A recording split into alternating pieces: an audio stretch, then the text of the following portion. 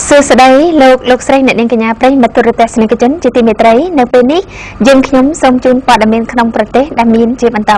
ដោយតទៅថ្នាក់ដឹកនាំនិងបុគ្គលិកវិទ្យាស្ថាននិងសាលារៀនអន្តរទ្វីបអាមេរិកកាំងចុះជួយច្រូតស្រូវប្រជាកសិករភូមិពងរកឃុំខ្វាវស្រុកត្រាំងខេត្តតាកែវកាលពីចុងសប្តាហ៍កន្លងទៅនេះគណៈគ្រប់គ្រងលោកគ្រូអ្នកគ្រូនិងបុគ្គលិកនៃវិទ្យាស្ថាននិងសាលារៀនអន្តរទ្វីបអាមេរិកកាំងសរុប70នាក់ដឹកនាំដោយឯកឧត្តមអុកញ៉ាវិជ្ជបណ្ឌិតគួចមេលីបានចុះសួរសុខទុក្ខនិងជួយច្រូតស្រូវប្រជាពលរដ្ឋនៅភូមិពងរឃុំខ្វាវស្រុកត្រាំងខេត្តតាកែវការចុះជួយច្រូតស្រូវប្រជាពលរដ្ឋនេះមានគោលបំណងជួយសម្រួលដល់ប្រជាកសិករជាពិសេសគ្រួសារស្ត្រីមេម៉ាយនិងជនពិការដែលខ្វះកម្លាំងក្នុងការច្រូតកាត់ឯកឧត្តមវិជ្ជបណ្ឌិតគួចមេលីបានមានប្រសាសន៍បន្ថែមថាលោកគ្រូអ្នកគ្រូបុគ្គលិកវិទ្យាស្ថាននិងសាលារៀនអន្តរទ្វីបអាមេរិកកាំងមានសេចក្តីសោមនស្សរីករាយឥតឧបមាដោយពួកគាត់បានជួយទុកធិរៈប្រជាកសិករទាន់ពេលវេលា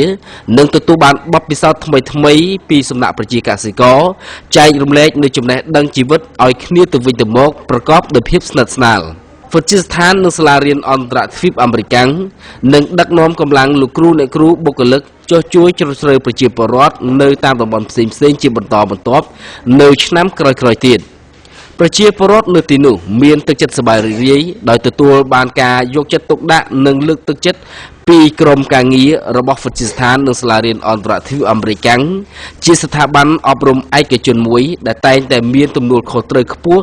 នៅក្នុងសង្គមតាមរយៈការរៀបចំធ្វើនូវសកម្មភាពមនុស្សធម៌ជាច្រើនជាមួយសហគមន៍និងសិស្សានុសិស្សរបស់ខ្លួនផងដែរ